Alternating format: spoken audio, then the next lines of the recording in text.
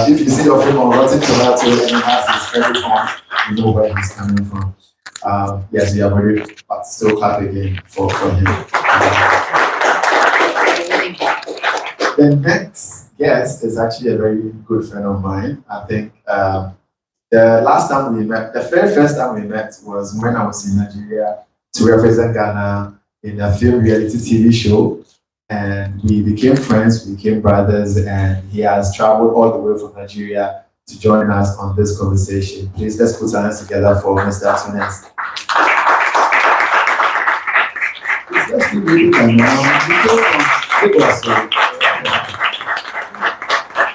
Awesome. And please let's put our hands together for our last Her Excellency. Ivy Prosper from the Beyond the Resident Secretariat. Thanks so much. On this note, I'm going to hand it over to Sagi to pick it up. Thank you. Thank you very much. Thank you for having me here. Thank you for letting moderate this panel discussion. Well, yeah, it's a topic that is quite interesting because considering my line of work, working as IT, every time people in legacy institutions reach out to me and ask me, what's the way forward since the influx of AI and everything that comes with it? Everybody goes like, hey, what is my job at risk? Am I going to be employable in the next few years? And I can understand why filmmakers and everyone in this industry would also be concerned about their industry. Am I at risk? We've probably heard about the strike in Hollywood, about AI being used to, replicate actors' images or faces, and even writing a script now is easy.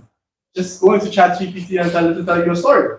So, am I at risk as a screenwriter or a director or producer? I'm sure that's those are some of the answers that people want to hear out of this session. So I have a rock star panel here with me. I feel very small. If you haven't noticed, they're all taller than I am. Yes, but now we're all the same height sitting down. Please don't let us stand up. I don't have heels. But yes, thank you guys for making it here. And I'm going to start off running. Because Tony, you've been writing a lot of reviews. I've been seeing your stuff on social media. You and I have been friends on Facebook, so I have the opportunity to read stuff that you write. And it's understandable that your space is evolving. I want to know, in this digital age of content creation, what advice would you give upcoming film critics? Because one, you're one of the premier people in Ghana to do this. And yeah, somebody's probably thinking, is that really a job I'd like to do? What advice would you give to them? Let me answer the last part of your question first. Is there a job that you want to do? I get asked that question. How would you do? I film critic. I'm proud to say for the last 2 or 3 years, this is what I've been living on. I started out off working in corporate world, and I left my job to do this. I fell on my face, but I found a way to stand back up, and I can comfortably say for the last 3 years, this is what I've been living on. So, yes, it has to be something that you are. I always go back to passion. Because for me, it started off as something I'm passionate about. I tell the story all the time about my dad having a very impressive collection of films where he reward us with film. After you score a good grade, you get to watch this film. You gave good this week, you get to watch this film. And after every film, you ask, what did you learn from the film? So that's where it started for me. I always had to make sure when I'm watching a film, I have something to say about the film. And along the line, I picked that up and God is indeed evolving. It's becoming more challenging. As a critic, people don't get this. Content creation, writing is also content creation because it's content for websites or it's content for magazines or any form of publication. So writing is also content creation, especially in this world where currently we have a lot of AI tools that make it almost easy for anybody to write content. It's become a bit more challenging for us in the critic space. But here's the key. The most important thing about being a critic is having a unique and distinct voice. And I'm not just saying the voice as in the voice you speak with, but the voice in your writing. Okay. Fortunately for me, the voice I have in my writing, I don't think AI can mimic it because I have a particular style I write my music in. Also, fortunately for me, I still have been able to use AI tools to even better my style of writing or my style of content creation. So yes, it's a space that is evolving, but it starts with a passion, and I think the passion has been what has influenced me to be able to get to this point, and even in the staring adversity of AI in the face, I'm able to make a living out of this. Great. So, Mr. Tunes, is it Tunes? Tunes. Tunes. Okay. From you, there's an increase in demand for content across various platforms, traditional, digital, everywhere. How do you approach employability in the filmmaking sector? And what strategies would you advise people to employ? Yeah, so and a lot of times when people approach me and tell me, "Hey, director, please, I'd like to appear in a movie. Please, in fact, on my DM on Instagram, I have daily, everybody, a lot of people say, "Please, I want to act, I want to do this." And yes, they're qualified, they're qualified. So I want to, there's some certain things I want to see.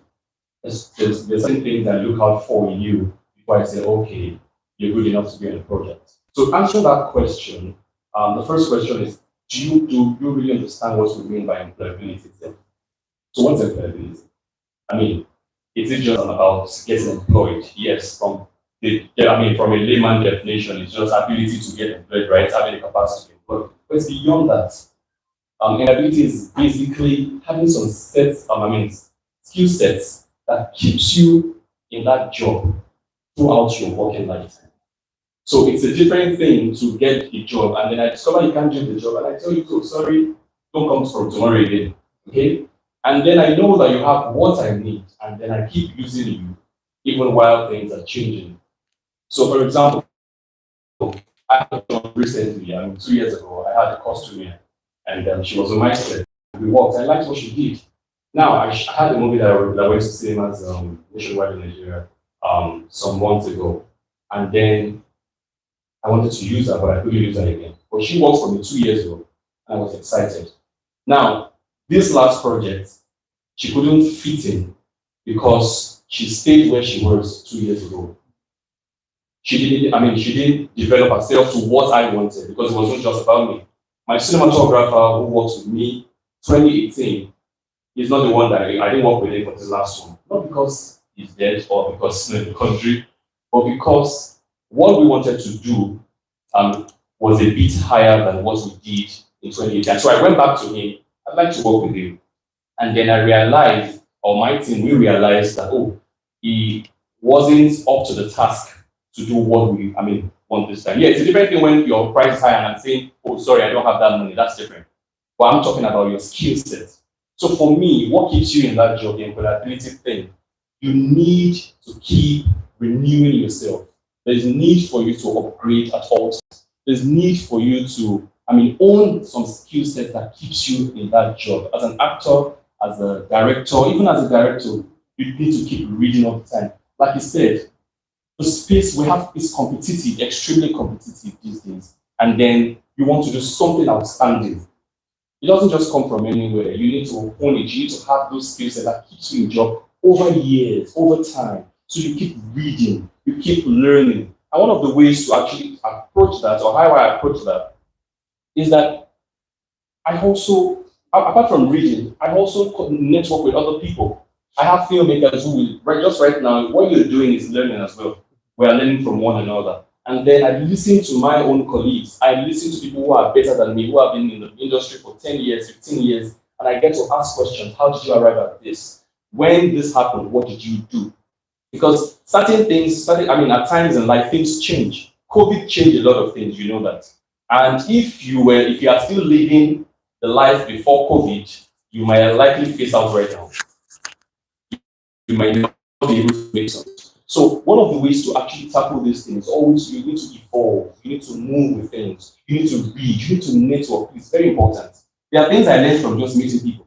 Oh, hello, how are you? Oh, I'm a film director, I stay in the UK, I've done this and that. Oh, please, I'd like to see some of your works. And then we begin to talk. And from chatting, we begin to exchange, and then let me see what you've done. How did you achieve this color grading? How did you do this? And then I'm learning from you, networking, but I didn't have to go to school to pay for it. If you go to the US to go and learn that grading, your pocket will feel that, you know that. But then I learned that just from basic friendship.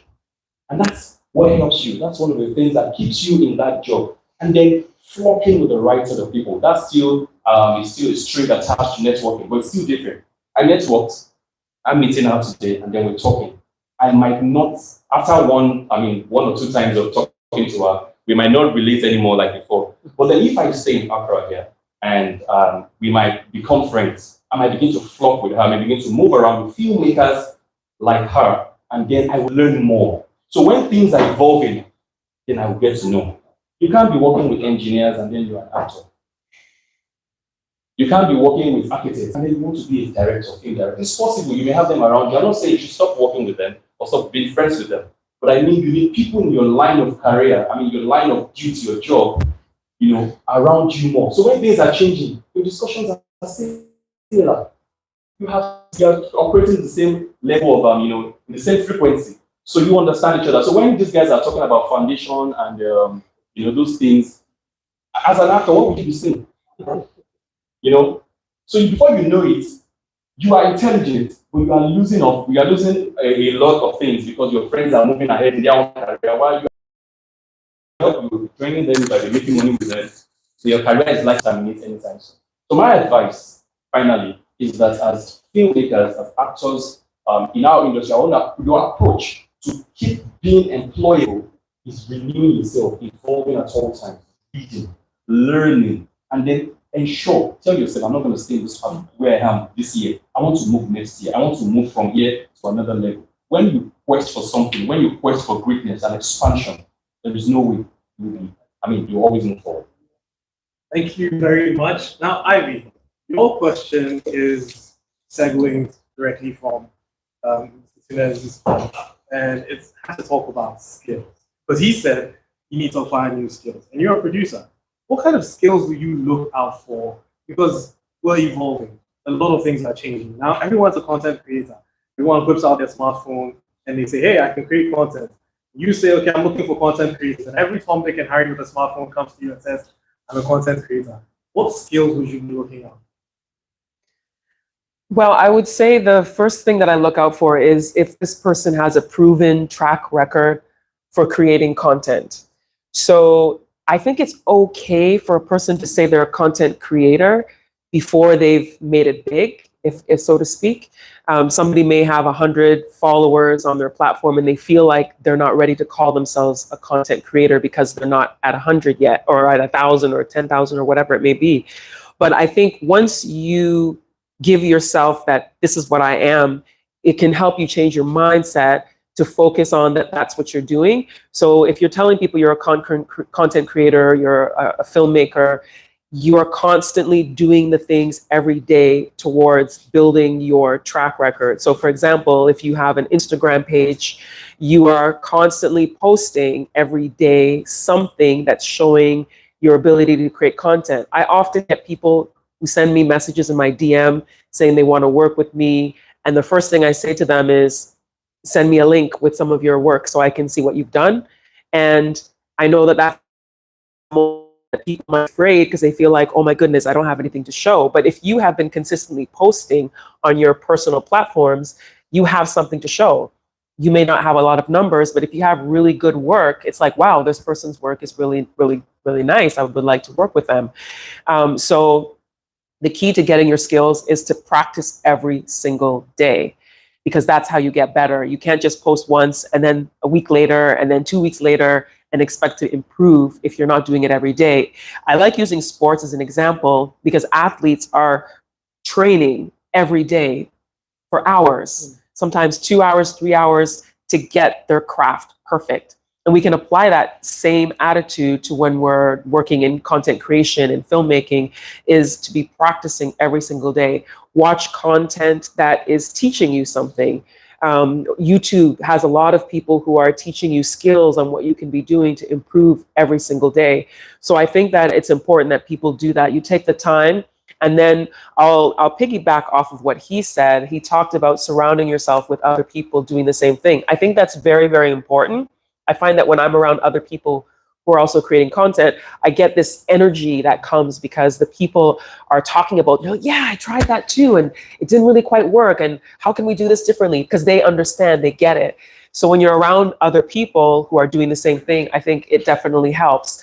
However, I also think it is important to be around people who don't do the same thing because it can add to your craft if it somehow relates to it. For example, he brought up architecture or engineers. If you're an actor, maybe you're going to be playing an architect in a film. Maybe you're going to play an engineer. Maybe you're going to play something.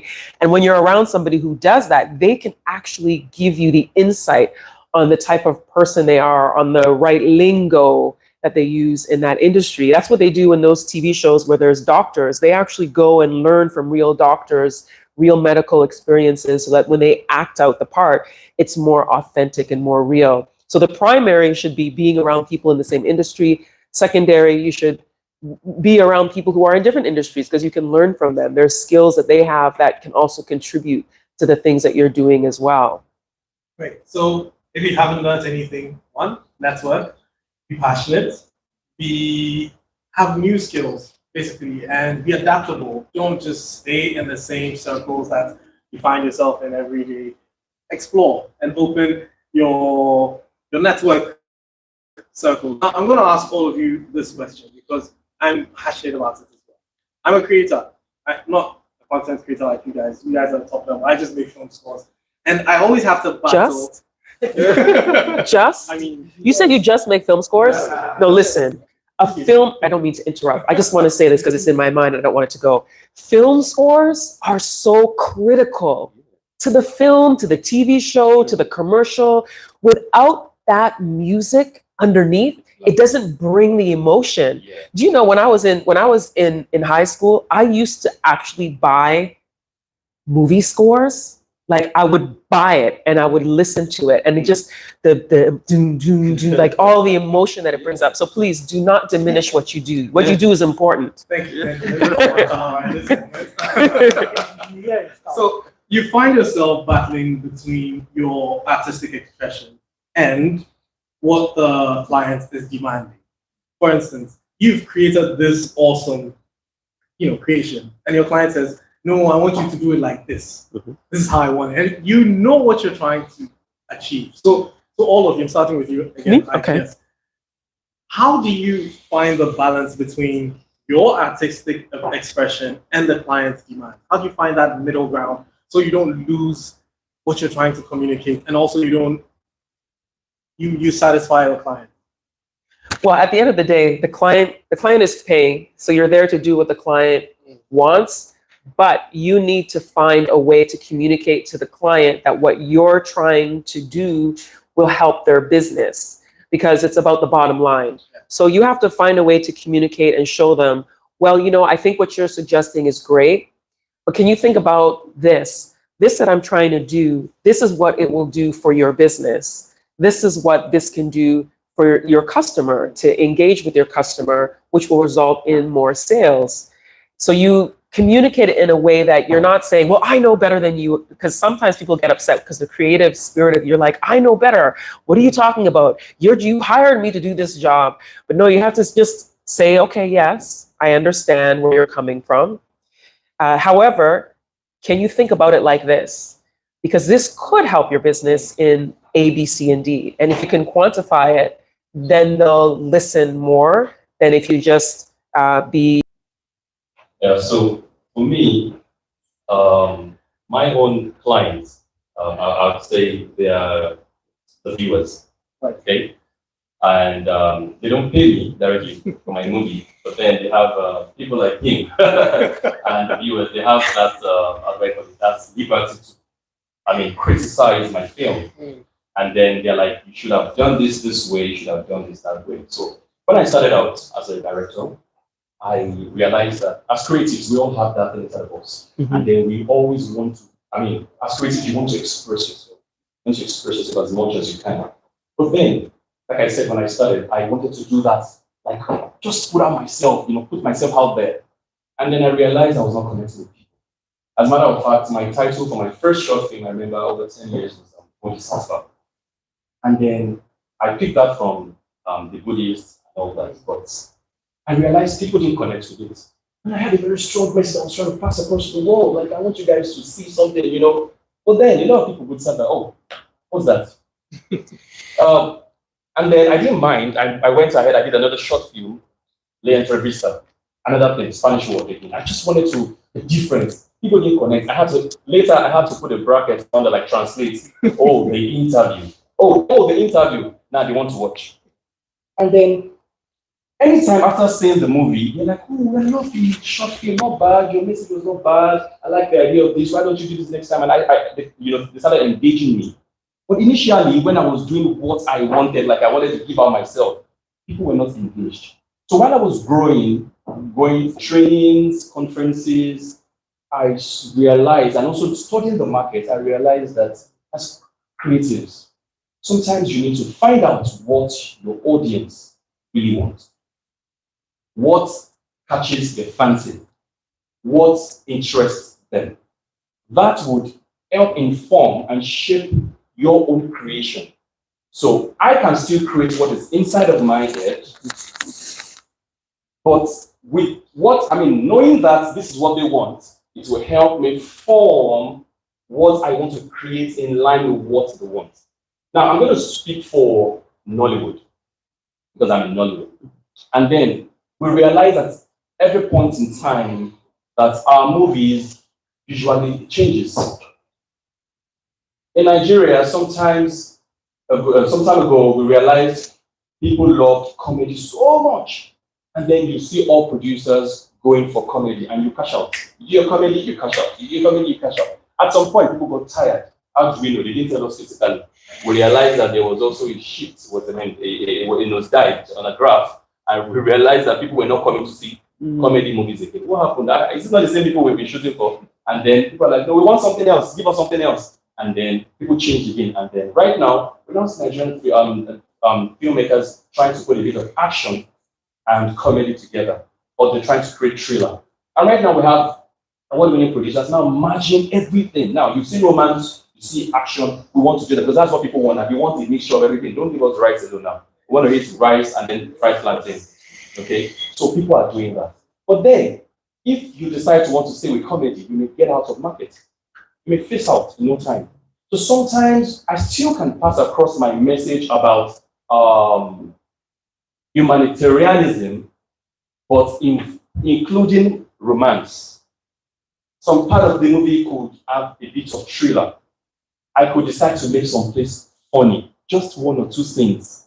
And then at the end of the whole movie, you still get my message that, oh, this guy is talking about making the world better, keeping the vegetations and ensuring that there's no deforestation. That's what this guy is trying to say. But then we laughed. At some point, the guy had to see his girlfriend under the tree where they were felling the trees. Oh, that's romance. And then, so sometimes for us or for me, I try to ensure that while creating the story, I talk to my story writer, my script writer, and I'm like, guy, when you're creating this thing for me, okay, this is what I have, this is my idea. And then we begin to break it down, and then he begins to use his own ideas and his own expertise to form the script in such a way that my client will see and still say, oh, I think it's not bad. I think we like that. Yeah, so that's how it works for us. Okay. Now, your perspective to this is very important because you're the kind of people who make the creators feel bad for creating something from the bottom of their heart, or when they decide to go with a commercial, you say, but this guy is not artistic enough. So yeah, tell us. So for me, my client is a creator, right? or well, yeah, in an extension, there's the PR firms, the marketing companies, the distribution companies, they all are my clients.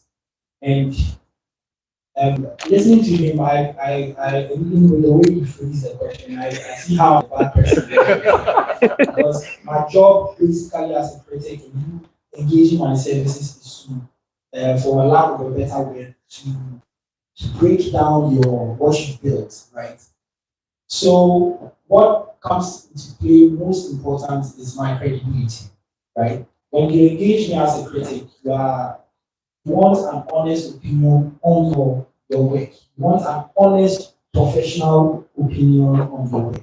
So I have to make sure that my criticism is not clouded by one, my familiarity with you, and also to whatever you are paying me to get my job done, right? So fortunately for me also I've had the chance to work both in the Ghanaian space and also to work with um, distribution companies and PR companies from across the world. And I'll tell you the difference.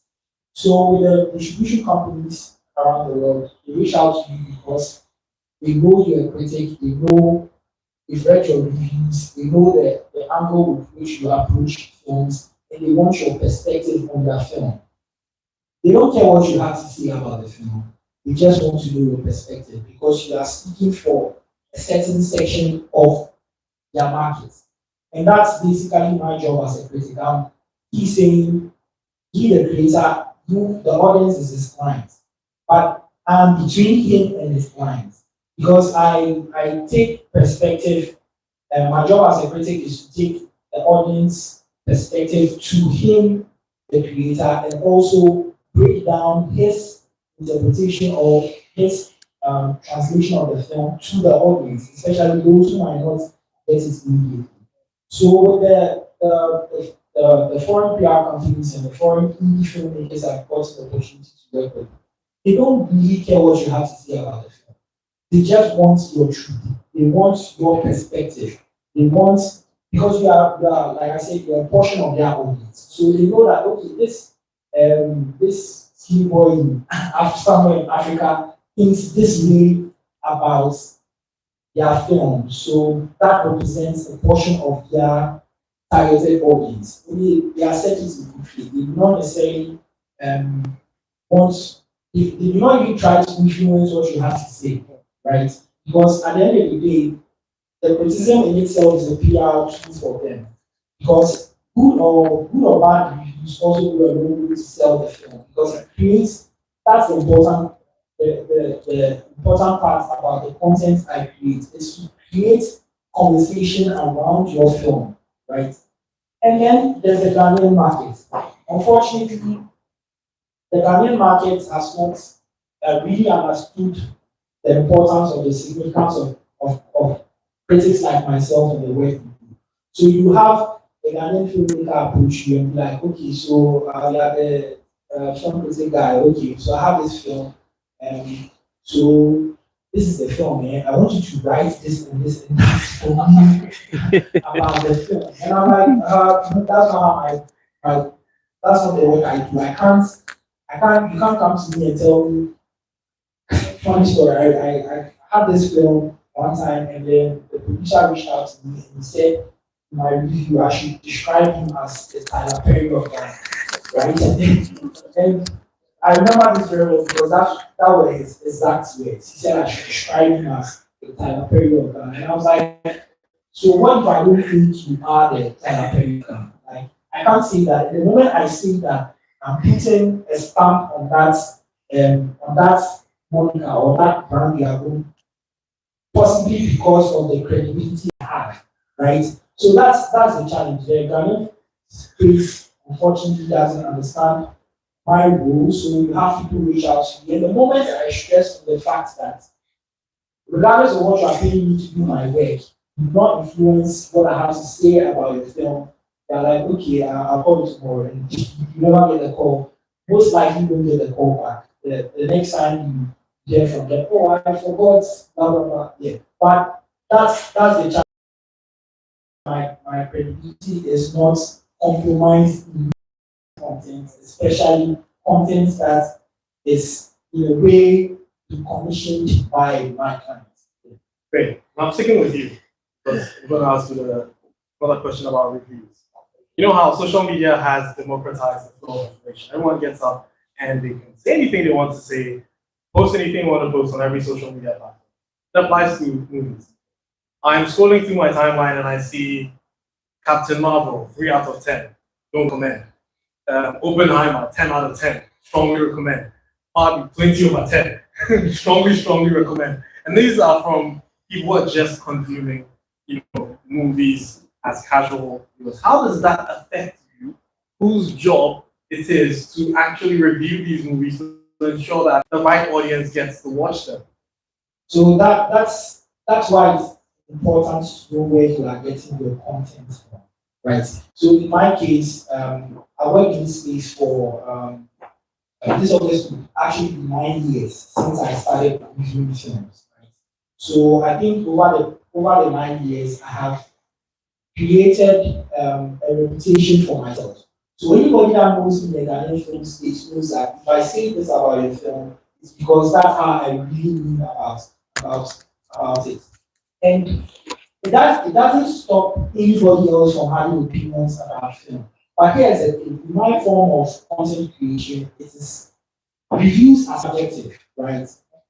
It's what I see versus what someone else sees, right? I can watch a film and think it's the most terrible film I've seen in my entire life. Another person could watch it and be blown away and be like, Yeah, this is the best film that we've seen. So it's subjective.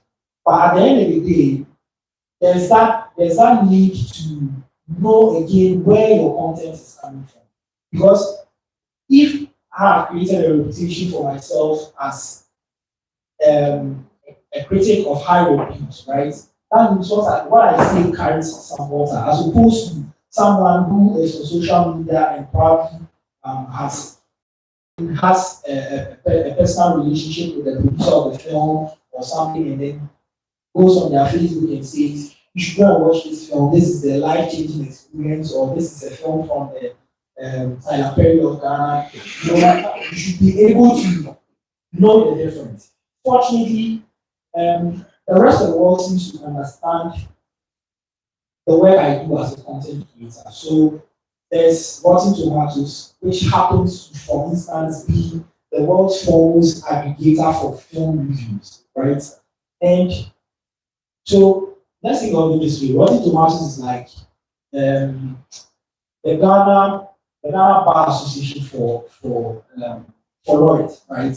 So when someone says they are a lawyer in Ghana, right, they need to have gone through or been accredited by the Ghana Bar Association.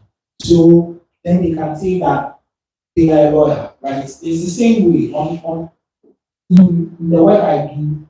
To be a recognized critic, you need to have been recognized by Rotten Tomatoes, right? The name sounds funny, but they seem to be the world foremost platform for film reviews. So the day I got that accreditation for Rotten Tomatoes was more or less essentially like me becoming a lawyer that way. If I'm comparing the two, because I've been called to the bar. Now I can, when I put a review out there, it's coming from a Rotten Tomato approved critic.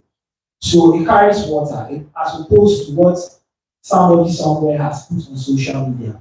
So that's the key of all this, is to know where you are getting your content from.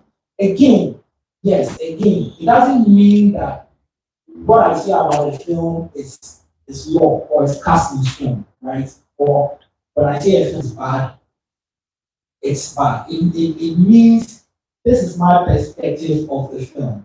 This is my understanding of the film. And if you read any of my reviews, I try to broaden that perspective. I try to, particularly for Ghanaian films, I try to find a balance. And I say this to a lot of people. In every bad film, there's at least one good thing about the film. And it's my job to perform it. So, for example, my movie left the cinema 2 weeks ago, on Netflix. And I think you that didn't see my movie when it was in cinema, you get to see it. And now I have another coming out. I will definitely spend over 30 million naira on my own movie. and then maybe in the cinema we made just 15 million naira. If we don't have head and begin to hawk them on, in traffic myself. But with platforms like this, it gives me a step ahead to do what? To be able to sell my content. So it's an advantage for me. However, the disadvantage also is that it gives everyone, more than enough people the opportunity to put their content online. And these filmmakers that are just coming, we have millions of filmmakers across the world. I hope you know that. I applied some time ago for one application. I thought I was fast. They said application will end tomorrow in 24 hours. When I saw my number, I lost hope. I knew I could not win.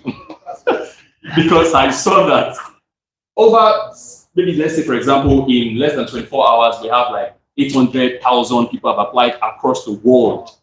There are talents across the world. Do you know what the world is?